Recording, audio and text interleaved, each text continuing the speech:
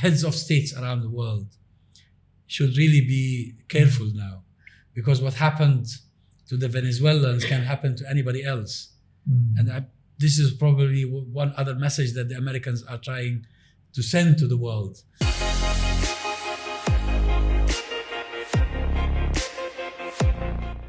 Bismillahirrahmanirrahim. Assalamualaikum warahmatullahi wabarakatuh. And a very good afternoon from the studios of the International Institute of Advanced Islamic Studies, or IAIS Malaysia. Once again, we are very happy to have with us this afternoon distinguished academic, British Palestinian academic, Dr. Azam Tamimi. Welcome, Dr. Azam. Thank you. To the show. Who's going to talk about, of course, the main subject of his focus is, of course, Palestine, which is still under occupation. And, of course, recent developments in the world, particularly with regards to what happened just 2 days ago in Venezuela. So, Dr. Azam, I would like to ask you, I'll come straight to the point, and would like to ask you about what's the current status of the so-called ceasefire in Gaza at the moment? Is really the ceasefire working? What's happening to the Palestinians there? And maybe you could elaborate a little bit on the current situation in Gaza. Well, Bismillah ar-Rahman ar-Rahim. Fire never ceased in Gaza. The war has slowed down, true, markedly, because whereas there used to be hundreds of fatalities every day among the Palestinians because of the genocide, this is cut down to scores of fatalities. Yeah. But the killing is continuing, the siege is continuing, the destruction, the Israelis every day destroy more houses and kill more Palestinians. Now, as we talk here, there is discussion about the second phase, which apparently Trump asked Netanyahu during his recent visit to Washington to enter into, because it's been overdue. And it's the Israelis, as usual, are the ones who are postponing and who are simply playing for more time. It remains to be seen whether this next phase is going to be taken seriously or not, because it's supposed to move to the stage where some of the border crossings are opened, more aid is coming in, the process of reconstruction is begun, and so on. However, one shouldn't really be under any illusion that Israel is not serious at all about ending the war or ending the suffering of the Palestinians. And therefore, we're talking today about a temporary lull in the so-called hostilities. And I don't expect it will take much long for the war to erupt again with the intensity that we saw over the past 2 years. Okay. I think one of the stated aims of the Netanyahu was to destroy Hamas, that he mentioned immediately after October 7th. But he, of course, miserably failed to do that. And perhaps, I do not know whether there is a link between this aim or this objective of destroying the resistance to what's happening to in other parts of the world, particularly in Iran, for example, with the protests that are growing. And of course, perhaps you could elaborate who is behind all these protests and things like this, and also what happened in Venezuela with the abduction of the president. Well, the Israelis have lots of wishes they hope to accomplish. They wish to end the resistance completely in Palestine. They wish to get rid of the Palestinians if they could. Yeah. They wish to establish their hegemony all over the region. And that's why they're seeking to partition Syria. They've weakened Lebanon. They've attacked several other places, including Iran, Yemen, Tunisia, Syria, Lebanon. And it is not unrealistic to believe that what is going on in Iran has an Israeli hand in it. The Israelis have always sought to destabilize Iran and other powers in the region, but Iran in particular, because Iran is well known to be the most hostile nation in the region in an official capacity to Zionism. And it is the most supportive, it has been the most supportive of the resistance, whether in Palestine or in Lebanon. Yet, having said so, one must not also ignore the fact that many Iranians find legitimate reasons for rising, because the situation in Iran has not been comfortable for them. This country has been suffering under sanctions for a very long time. At the same time, I'm not sure that the way the country is managed by its leaders is a very good manner. So there are a variety of reasons. Of course, Iran has been infiltrated on several occasions by the Mossad that assassinated through its agents or directly so many of Iran's nuclear scientists, physicists, chemists, etc., and even assassinated Hamas leader Ismail Haniyeh when he was in Tehran. And therefore, I think they have sufficient leverage within Iranian society to stir up turmoil and hope to bring down the current regime. As for Venezuela, the most surprising thing about this event for me is that some people seem to be surprised that the Americans have done what they've done. I think that the Americans have been sending signals. They've been sending signals for months that this was the ultimate objective they were seeking. They first of all, they had this rhetoric against Venezuela, the propaganda they used against its government and its president, then attacking the boats, then moving to seizing oil tankers, and then eventually blatant attack, as we saw, and the kidnap of the president and his wife.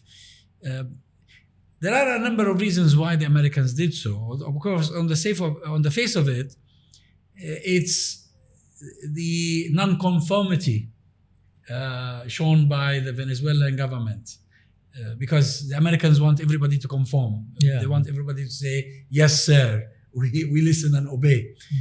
And I think the Venezuelans, Colombians, to various degrees, some others as well, have been challenging the American administration and this particular administration, the Trump administration. Yet at the same time, what happened in Venezuela shouldn't at all be surprising to anyone, because this is the history of America. This is what America has been doing since the Second World War. Look how many wars the Americans started or were embroiled in Vietnam, in Korea, then in various parts of Latin America. They invaded Iraq, they invaded Afghanistan. And only recently, the genocide in Palestine was fully supported by them. All the weapons the Israelis were using, most of them were from America. The funding came from America. The political clout and the diplomatic support was provided by the Americans. I think what the Americans have done to Venezuela now is just another major blow to what used to be described as the rules-based order that was born out of the Second World War. I think this order is dying very quickly. They had no respect for international instruments or institutions, whether it is the International Court of Justice or the other court, ICJ, ICC, the Criminal ICC, Court. the International Criminal, the Criminal Court of the International Criminal Court. The Trump administration itself, how many international treaties it withdrew from, the attitude toward the environment and its supporters and its defenders, the unconcealed intentions toward Canada and Greenland. So I think what happened in Venezuela should not have come As a surprise. as a surprise. Yet, I would say that heads of states around the world should really be careful now, because what happened to the Venezuelans can happen to anybody else. And this is probably one other message that the Americans are trying to send to the world. And this, they remind me of the verse in the Quran al-Kareem when Allah subhanahu wa ta'ala describes the tyrants that existed in the old days, like Aad, Thamud, and Fir'aun, who used to say, Man ashaddu minna quwwa, who is stronger than us? And if we have all this power, and Trump has been saying this, then we can do whatever we want to the world. And of course, the other factor involved here is oil. And even Chavez, during his days, the late former president of Venezuela, did warn that America had its eyes on Venezuelan oil. And I think Trump has been talking about this openly. But he's also gone in. He's just mentioned about the U.S. corporations are going to develop the oil industry in Venezuela recently. This is just another form of colonialism, actually. Yes. So you're in the context of now that and we know Venezuela too was very pro-Palestine, and it was had close relations also with Iran. Is there a link? Is there a signal also, because they've been also talking about regime change in Iran? So is it imminent? I mean, following what has happened in Venezuela, you think the thing will happen in Iran very soon, or will there be a war first? Israel will attack just like it attacked last year in June. Whether it happens or not, I don't know, but I know for sure that they hope for it. This is part of their wishful thinking. They want to topple the regime in Iran, replace it by a regime that is loyal to them. They've been trying this for 30, 40 years now. They've been trying it since the revolution in 1979. Whether they succeed or not, I don't know, Allahu Alam. But my fear is that Iran itself is not that immune. The Iranian society does not wholeheartedly provide protection and legitimacy to the current regime in Iran.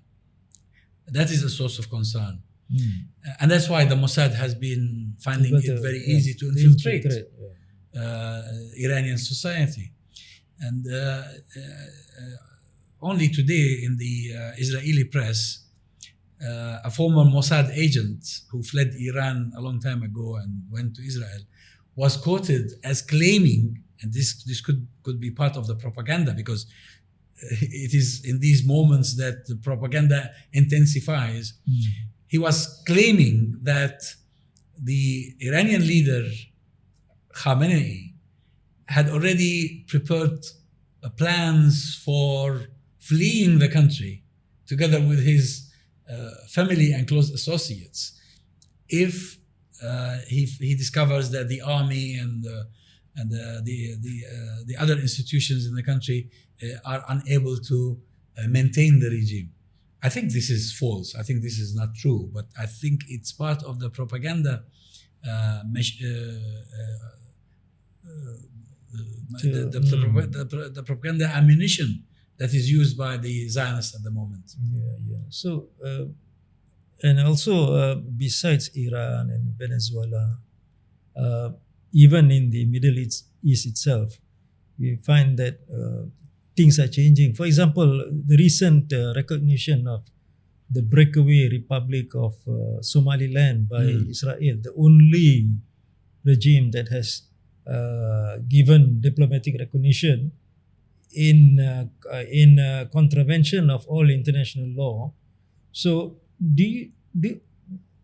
what does this signify? The recognition given to Somaliland, and then of course Israel is going to get a foothold there, perhaps establish a military base. So, what do you see this development as? What is it going to lead to? What? Yeah, I think it's very concerning because this so-called Somaliland overlooks the entrance into the Red Sea, and that overlooks Yemen. Yes. At the same time, Israel is seeking any foothold anywhere in the region, and it had its eyes set on the African continent for a long time. But I think what is new here is that the Israelis have an Arab ally that is working with them in this project, and that's the United Arab Emirates. The United Arab Emirates, which has been involved in the war in Sudan, in partitioning Libya, in destroying the democratic process in Tunisia and in Egypt before that, is today... Yemen as well. Yemen too, of course, the calamity in Yemen, the catastrophe in Yemen, the UAE is primarily responsible for it. And I think what they're trying to do together with the Israelis is weaken the region further so that it succumbs to both of them. The Emiratis would love to expand their empire of ports because this is their main obsession, whereas the Israelis can use these frontiers for military purposes, for spying purposes, and also for economic purposes. And that's why Yemen, the Republic of Somalia, Saudi Arabia, several other countries in the region are very worried about this development because they will all end up being undermined.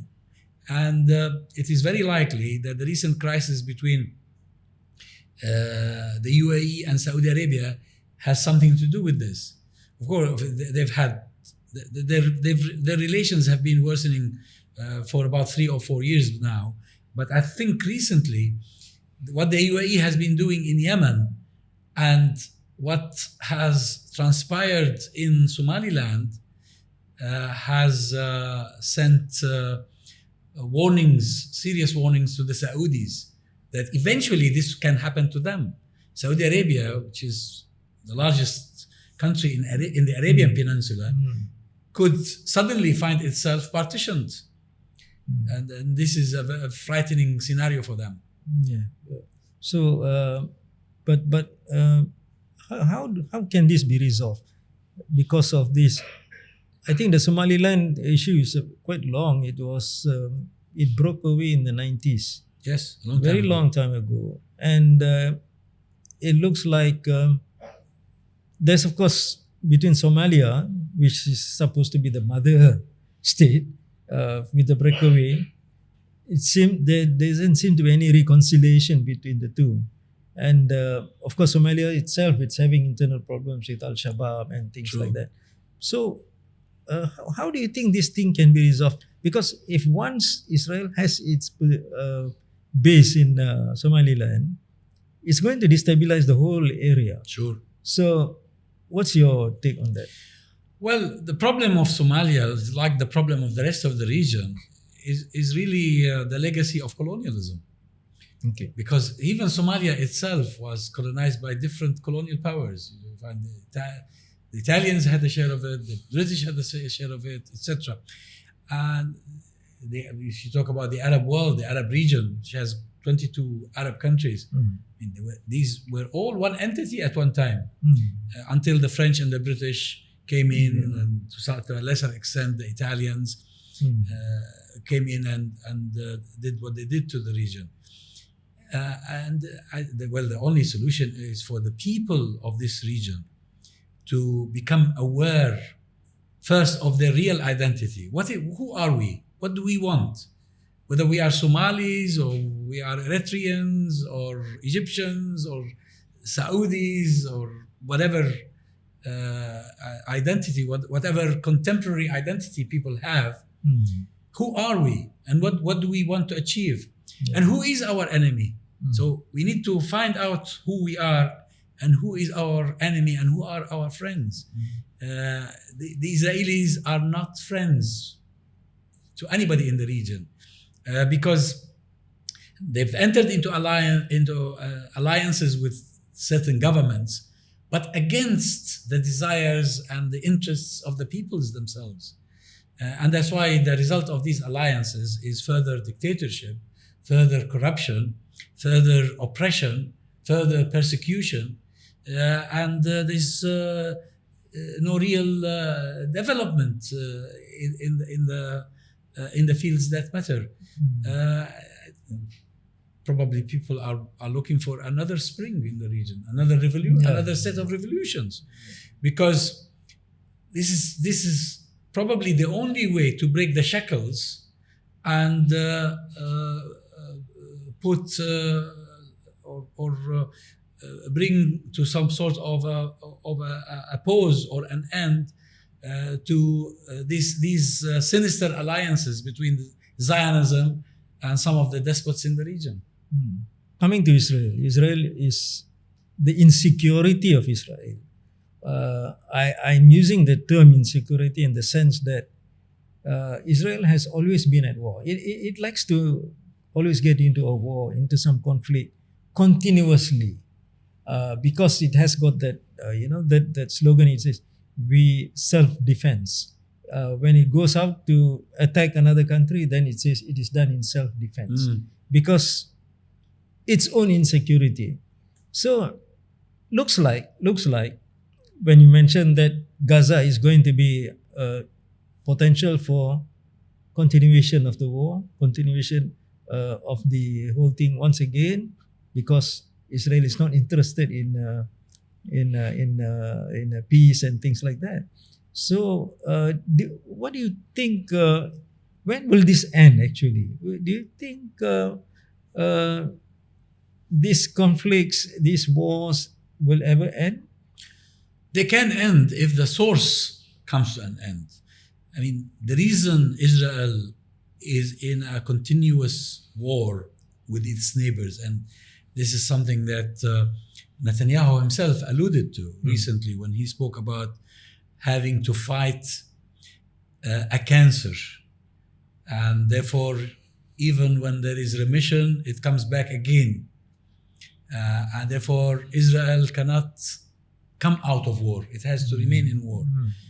The reason for this is that Israel is an alien body in the region. Israel is not part of the region.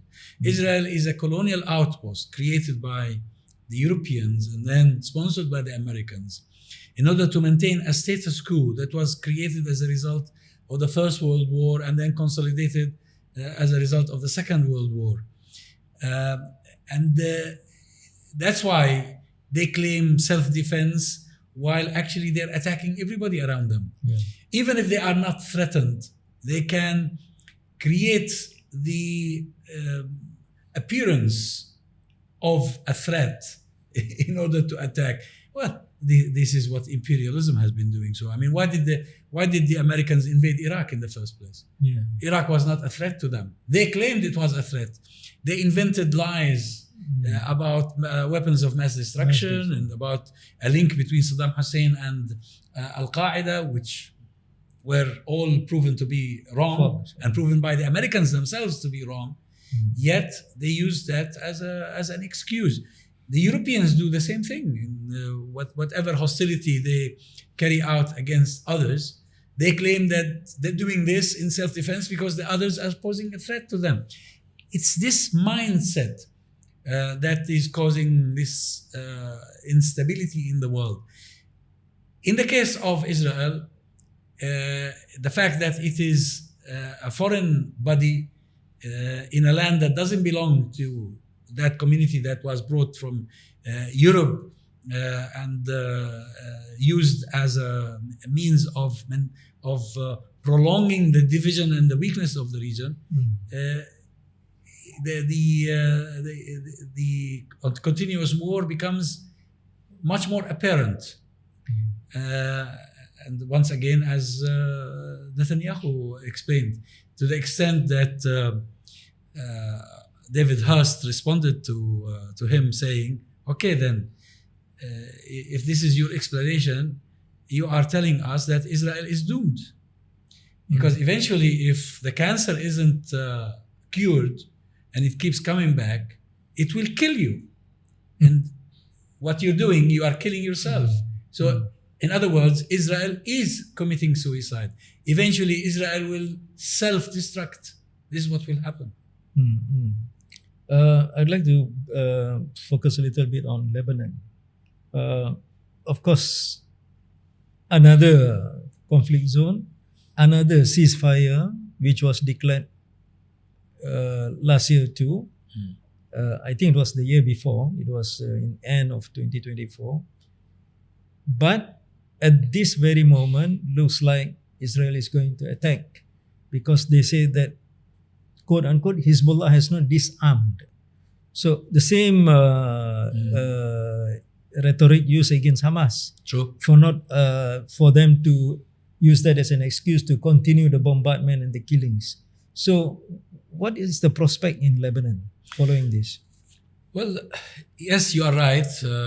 They don't want to see Hezbollah in Lebanon. But they are not alone in this. And that's why they are brazenly attacking and re-attacking. Because there are Lebanese forces that also want to see an end to Hezbollah. And they're collaborating with the Israelis, including the government of Lebanon, the current government of Lebanon, its president, its prime minister. They've just come to the conclusion that time is on their side, and this is an opportunity that may not be available again in the future to completely get rid of Hezbollah, because it's been a headache for Israel and those who see eye to eye with it. Of course, the United States of America is not far from this. Some of the Arab countries are not uninvolved. They are there. So it's just the same problem. And the Israelis will continue to use Hezbollah as a pretext. Okay, Hezbollah is still there. It's been weakened, yes. Its top leadership has been wiped out, yes. But it is still there. And because it is still there, they justify what they call self-defense, as we were talking earlier. But as I explained to you, in Lebanon, this is also the wish of segments of the population in Lebanon and those who represent them in the political spectrum. So, based on what you have been explaining, do you think that the future for the Palestinian struggle looks very difficult? Because all the supporters for the Palestinian resistance seem to be weakened. Hezbollah, Iran, I mean, at the moment, which directly do, at least give some support for the Palestinian resistance. But if once these are weakened, of course, if Israel and the United States, they finish off these two, it will really impact on the resistance. So what's your comment on this? Well, Palestinian struggle for freedom predates Hezbollah and predates Iran. Okay. I mean, our people have been struggling for 100 years now. And these are waves of resistance, wave after wave, generation after generation. My grandfather was in the resistance. My father then was in the resistance. People from my generation, people from the generation of my children, and even my grandchildren will be in the resistance. Yes, of course, it weakens the resistance if the resistance loses an ally, but that's not going to be the end of it. So long as there is occupation and oppression and persecution, there will be resistance, there will be a struggle. And I think despite the losses suffered by the Palestinians in Gaza in particular, and the continuing awful situation in the West Bank, the future is bright for us because Gaza is changing the world. Gaza has, over 2 years of resilience, of struggle, of resistance, has triggered a process that is changing the world. And therefore, I'm really optimistic. I don't look at the immediate and let it overwhelm me or control my mindset. I look at the signs that I see in the world and see that these are indicative of a much better future, inshallah. And by the way, what the Americans are doing, conquering Venezuela, probably conquering other places in the continent, Colombia, for instance. Colombia. This is a sign that is indicative of the beginning of the end of this empire, because empires eventually collapse when they overstretch themselves. And maybe Trump is the tool that is going to bring America down from within. And without American support, Zionism cannot last in Palestine. So public opinion has been shifting, and has been shifting markedly for several decades. The Western public opinion generally, and even in other parts of the world, sympathized with the Zionists, thinking that they were the victims. Now they know who the victims are, and they know that the Zionists are the cause of all the trouble. Even among Jewish communities around the world, there is a real endeavor to distance the Jews from Zionism. So if you combine all of this together, you can see that it is a bright future and not a gloomy one. So we hope that this will, inshallah, really bring to fruition. I mean, the way forward is always, hope for the Palestinians to get back their rights, to get back their land, to get back what has been stolen from them for so many decades. So I think with that we come to the end of this show, and thank you very much, Dr. Azam, for your very thoughtful, and very interesting analysis of the developments that are happening in the region, not just the Middle East, but elsewhere, which affects us all. Thank you very much once again. Assalamu alaikum warahmatullahi wabarakatuh. Alaikum assalam wa rahmatullahi wa barakatuh.